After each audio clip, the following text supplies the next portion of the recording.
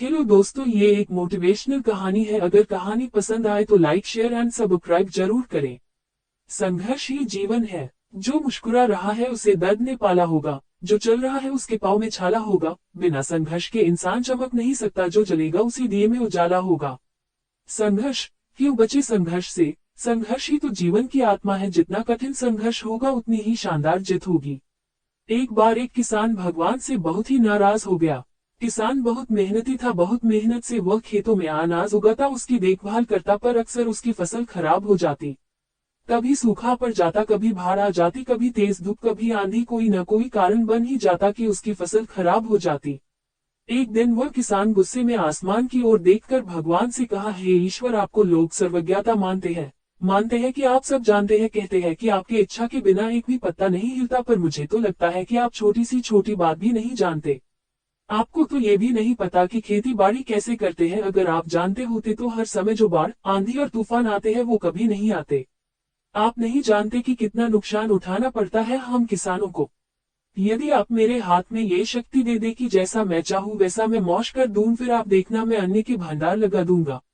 भगवान इस किसान के तीखे वाक्य सुनकर मुस्कुरा रहे थे और वह किसान के सामने प्रकट होकर बोले, मैं आज से तुझे ये शक्ति देता हूँ कि तुम अपनी खेतों पर तुम्हारी जैसी इच्छा ही तुम वैसा मौज कर दोगे। मैं बिल्कुल भी दखल नहीं दूंगा, तुम्हारी इच्छा से सब कुछ होगा। किसान बहुत खुश हो गया। किसान ने गेहूं की फसल अपनी खेतों में बोई। जब उसे लगा कि खेतों को धूप चाहिए तो खेतों को धूप मिले, जब पानी बरसना चाहिए तभी पानी, वर्षा, आंधी, तूफान, बाढ़, कुछ भी उसने अपने खेतों पर आने नहीं दिया। किसान के खेत में इस वर्ष ऐसी फसल हुई जैसी कभी नहीं हुई थी। हरी भरी लहलहाती फसल। मन ही मन वो बहुत खुश हो गया और सोचने लगा, अब सबूत के साथ दिखाऊंगा भगवान को कि इसे कहते हैं शक्ति का सही उपयोग। मेरी सफलता देखकर उन्हें अपने नियम जरूर बदलने पड़ेंगे। कुछ दिन गुजरे, फसल कटने को तैयार हो गए। किसान बहुत उत्सुकता के साथ फसल को काटने लगा, पर जैसे ही उसकी नजर गेहूं की बालियों पर गया तो उसने अपना सिर पीट लिया और वह रोने चिल्लाने लगा। गेहूं की एक भी बाली के अंदर गेहूं का दाना नहीं था, सारी बालियां अंदर से खाली थी। किसान बहुत दुखी हो गया। उसने भगवान को रोते हुए फिर पुकारा, हे प्रभु, तुमने ये मेरे साथ क्या किया? क्या तुमने मुझे कोई सजा दी? भगवान बोले, पुत्र, ये तो होना ही था। तुमने पौधों को संघर्ष करने का मौका ही कहाँ दिया? ना तो तुमने उन्हें आंधियों से जूझने दिया, ना तेज बारिश से सहने दिया, और ना ही धूप में तपने दिया। एक भी चुनौती का सामना तुमने उन्हें नहीं करने दिया, इसीलिए सारे पौधे अंदर से खोखले रह गए। जब आंधी, तूफान, तेज बारिश और धूप पड़ती है तभी ये पौधा अपने अस्तित्व को बचाने के लिए संघर्ष करते हैं, और इसी संघर्ष से एक बल पैदा होता है जिसमें शक्ति होती है, ऊर्जा होती है, और यही ऊर्जा पूर्ति तेरे गेहूं के दानों की तरह जो नहीं फूटी। तूने उन्हें कठिन परिस्थितियों से गुजरने ही नहीं दिया जहां उनके अस्तित्व का जन्म होता।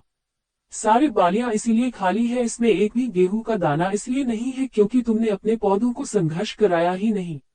याद रखिए, स्वर्ण में सवर्णीय आभा तभी आती है जब वह आग में तपने, गलने और हथौड़े से पीटने जैसे संघर्षों से गुजरता है।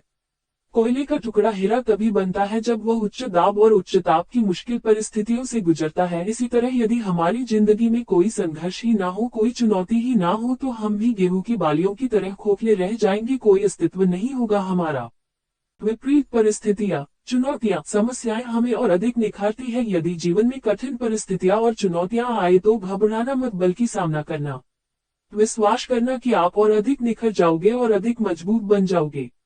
किसी ने कितना सही कहा है, जिंदगी जीना आसान नहीं होता, बिना संघर्ष कोई महान नहीं होता। जब तक न पड़े हथौड़े की चोट तब तक पत्थर भी भगवान नहीं होता।